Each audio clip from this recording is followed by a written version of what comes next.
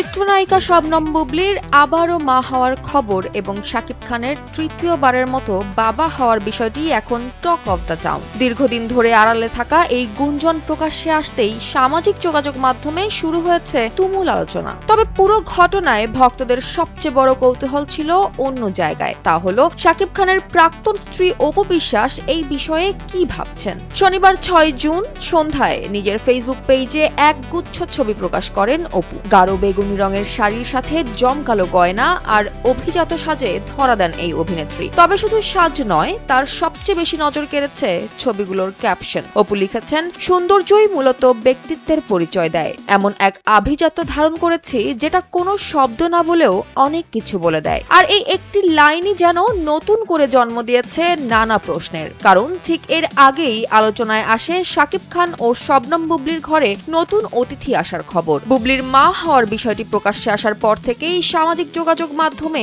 এ নিয়ে চলছে নানা আলোচনা। তাই স্বাভাবিকভাবেই সামনে আসতে থাকে শাকিব খানের সাবেক স্ত্রী অপু বিশ্বাসের নাম। যদিও এ বিষয়ে সরাসরি কোনো মন্তব্য করেননি অপু। এমনকি সাংবাদিকদের প্রশ্নের জবাবে তিনি জানিয়েছিলেন বিষয়টি সম্পর্কে তিনি কিছুই জানেন না। কিন্তু এরপরই তার এই রহস্যময় পোস্ট দেন তিনি, যা ঘিরে শুরু হয় নানান জল্পনা। অনেকের ধারণা অপুর এই কথা না বলেও অনেক কিছু বলে দেওয়া মন্তব্যটি হয়তো সাম্প্রতিক পরিস্থিতিকে ঘিরেই দেওয়া। তবে কেউ কেউ আবার বলছেন এটি শুধুই একটি সাধারণ প্রমোশনাল পোস্ট, যেখানে নিজের সৌন্দর্য ও ব্যক্তিত্বের কথাই তুলে ধরেছেন তিনি। উল্লেখ্য, শাকিব খান ও অপু বিশ্বাসের ঘরে রয়েছে তাদের একমাত্র ছেলে আব্রাহাম খান জয়। অন্যদিকে শবনম বুবলির ঘরে রয়েছে শাকিবের সন্তান শেহজাদ খান বীর এবং সদ্য ভূমিষ্ঠ কন্যা সন্তান শার্লিন খান।